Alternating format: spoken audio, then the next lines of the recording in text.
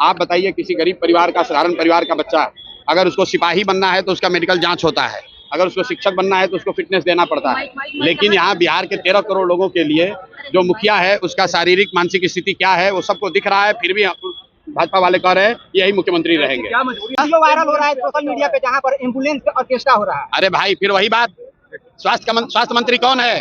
जब कोविड था, जब कोविड हुआ तो पूरे बिहार के लोग, पूरे दुनिया देश भर ने देखा, पूरे बिहार के लाखों लोग पैदल चल के आए। तब स्वास्थ्य मंत्री कहाँ थे? किसी का टेस्ट नहीं हुआ। तब स्वास्थ्य मंत्री कौन था? यही मंगल पांडे थे।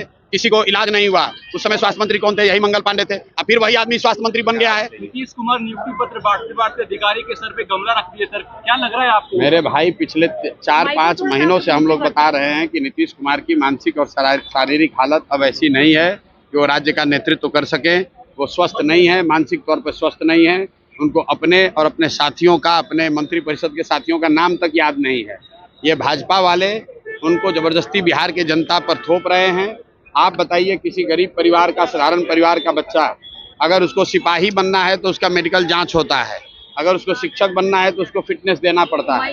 लेकिन यहाँ बिहार के 13 करोड़ लोगों के लिए जो मुखिया है उसका शारीरिक मानसिक स्थिति क्या है वो सबको दिख रहा है, फिर भी भाजपा वाले कह रहे हैं यही मुख्यमंत्री रहेंगे। क्या मजबूरी है सर भाजपा की? उनको मजबूरी ये है कि 12 गो सांसद का समर्थन चाहिए दिल्ली में।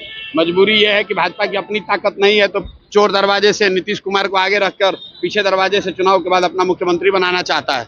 अगले कुछ विमान दिनों का में ये मोदी जी हॉट बिहार सीट आ रहे बना हैं। हुआ है। यहाँ पे पूर्व सांसद डॉक्टर मोहम्मद शहाबुद्दीन के पुत्र यहाँ से चुनाव लड़ने वाले। कोई लड़े भाई, लोकतंत्र है, सबको चुनाव लड़ने की आजादी है।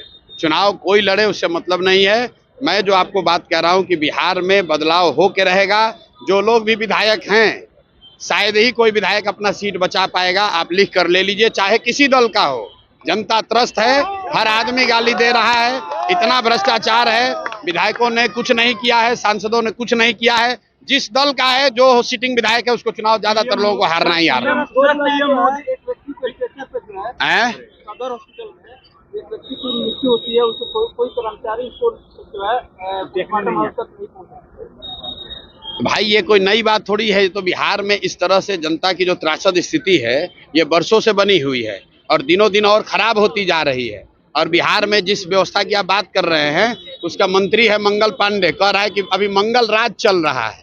अब बताइए, मोदी जी कह रहे हैं कि अमृतकाल चल रहा है, अब बिहार में मंत्री कह रहा मंगल राज चल रहा है। तो भैया, मंगल राज तो चल रहा है लेकिन नेताओं के लिए चल रहा है, जनता के तो बिल्कुल ही त्रस्त है। इस बार जब चुनाव होगा 5 महीना में तो पता चलेगा कि जितना लोग का मंगल राज चल रहा है उनका मंगल होने वाला है।